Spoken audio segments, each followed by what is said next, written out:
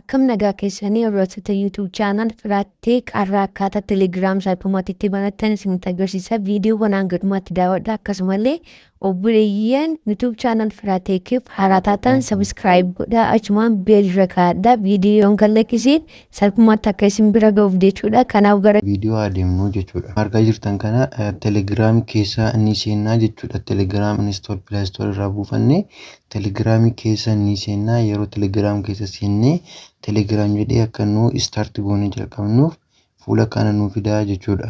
Saniif start messaging kan jedhu kanarratti ni tuqnaa jechuudha. Erga tuqnee booda please allow Telegram to receive calls so that we can automatically confirm your phone number. Kanaaf bilbila keenya galchine nu gaafachaa jira jechuudha. Inni taane jiru immoo allow Telegram to make message phone calls.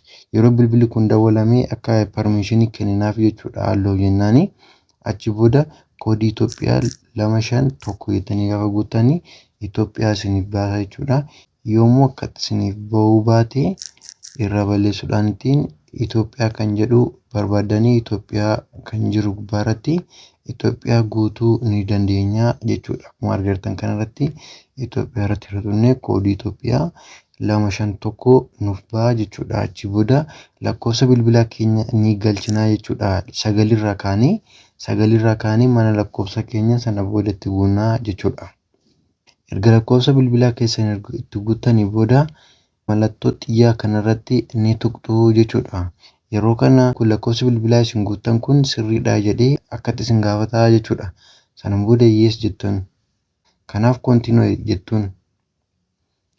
Continue jettanii boodatti allow jettanii jechuudha. Waan asirratti isin dhufu hundumaayyuu allow jechaa bira darbuutiin qabdanii jechuudha. Yeroo kana jechuudha email akka isin itti guuttaniif isin gaafataa jechuudha. Viidiyoo darbe keessatti akkaataa email yookaan Gmail itti banatan hojjedheen jira gatii ta'ee fi warri Gmail yookaan email hin qabaanne viidiyoo sana ilaaluudhaan Gmail banattanii sana booda Gmail isin gaafata asirratti gatii ta'ee fi email keessan itti guuttanii sana booda koodii email keessan irratti isin ergamu fiddanii asirratti guuttuu jechuudha. Amma kanaafi gara emailatti adeemnu jechuudha. Email keessa seennee koodii isa fudhannaa jechuudha. Akkuma argaa jirtanii koodiin amma ergamee jira jechuudha. Koodii kana copy gootuu jechuudha yookaan immoo copy goonilleen immoo achirratti barreessuu ni dandeessanii jechuudha. Kanaaf gara Telegramitti deemnaa jechuudha. Amma immoo koodii asirratti achi minasanii asirratti guutuudha. Kanaaf gaafa koodii keessan guutanii fuula kana isinii fidee Telegram sana dura banattanis yoo ta'e kan email qaburratti isinii fidaa. Yoo Telegram sana dura bananne immoo lakkoofsa bilbilaa keessan akka isin verify gootaniif isin gaafataa jechuudha. Kana booda guutumaan guututti akkuma argitan kanatti eebbannee jirra jechuudha. Waan gaafisiisanti ta'e koomentii irratti naa barreessaa.